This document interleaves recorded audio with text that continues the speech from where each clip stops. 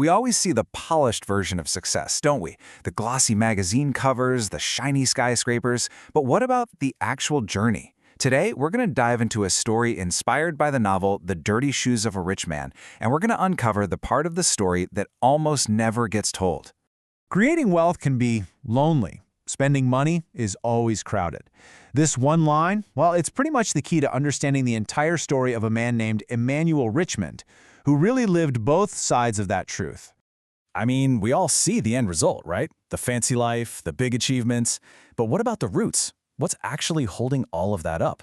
That's the real question we're digging into here. In this image, this idea of the dirty shoes, it really gets to the heart of it. It's not about the destination, it's all about the journey. The mud, the dust, the long, hard road you travel when nobody else is even looking. And that's the story we're going to follow. So, to really get the man he became, we have to go back, way back, to the very beginning, to a world that could not have been more different from the one he would one day build for himself.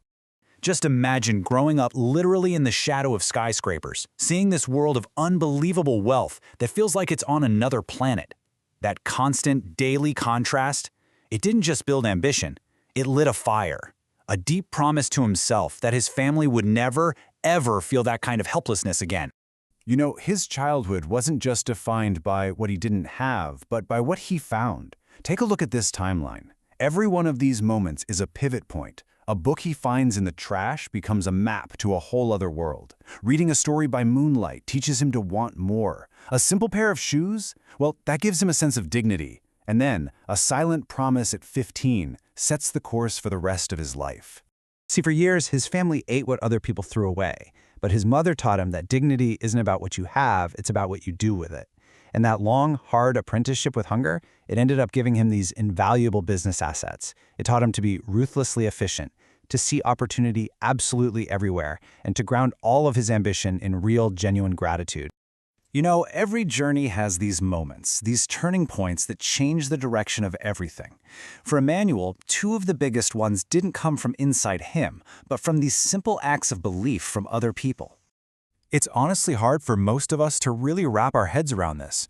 For 12 years, he had no protection from the world under his feet. Shoes weren't a fashion statement. They represented the possibility of being taken seriously, the feeling that you finally arrived. And then, a neighbor. A man named Mr. Adekora, he saw something in this kid. With one simple gesture, a pair of secondhand shoes, he did so much more than protect his feet. He gave him the first real sign that someone else saw the potential he felt burning inside him. I mean, just think about the power of those words. That boy's going somewhere. He should go there with shoes. Years later, another believer shows up. As a young apprentice just trying to make his way, Emmanuel didn't just do the work he was asked to do. He was always looking for ways to create value. And a construction supplier, Mr. Batang, recognized this unique talent he had for seeing systems and solutions that other people just missed. And just listen to how this second mentor framed it. When Mr. Batang gave him the money to go to university, he was crystal clear. This is not charity, it is an investment. It wasn't a gift, it was a challenge. It was a statement of belief that came with a heavy dose of responsibility. That wasn't just money, that was rocket fuel. So with that investment, he built his company. But the path, oh, it was anything but smooth. The real tests, the moments that truly forge a leader, they often don't come from scarcity. They come from betrayal. He brought on a partner he trusted completely, someone with all the right credentials and connections. The plan was simple: growth, partnership, success. The reality? A devastating fraud that threatened to burn down everything he had ever built. But it's his response that really defines him. After the crisis, he gathered his team, and instead of just dwelling on the betrayal, he reframed the whole thing. He called it a lesson in resilience, proof of their collective strength, and basically practice for the challenges that would inevitably come. That is leadership. Okay, so this brings us to the most personal part of his story. After all the struggle, the building, the betrayal, and the success, what's it all for? What does success actually mean to him now? Well, I can tell you it's not a stock portfolio or a business plan. It's definitely not a fancy watch. The one thing he carries with him every single day is something much, much more fundamental. In the inside pocket of every single jacket he owns, he carries this: a faded black and white photo of his mother at work.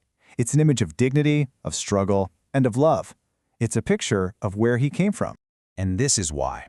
He once told his assistant, Every morning when I put on my jacket, I put her in my pocket. You see, this isn't about remembering the past as some kind of burden. It's about using it as a compass. His work isn't for the shareholders or for the history books. It's for her. And that's the secret, if you can even call it that. One photograph, one constant reminder, a commitment to never forget where you came from, and maybe more importantly, who you came from. Ultimately, this is how Emmanuel Richman measures his own success. It's not about the skyline he can see from his fancy office, but by the tangible changes he can make right back on the ground. It's about making sure the next generation has the opportunities that he had to fight so hard for. So, this whole story kind of leaves us with a question for ourselves, doesn't it? What are the dirty shoes that you're wearing right now? Where are they taking you? And maybe the biggest question of all, who are you building it all for?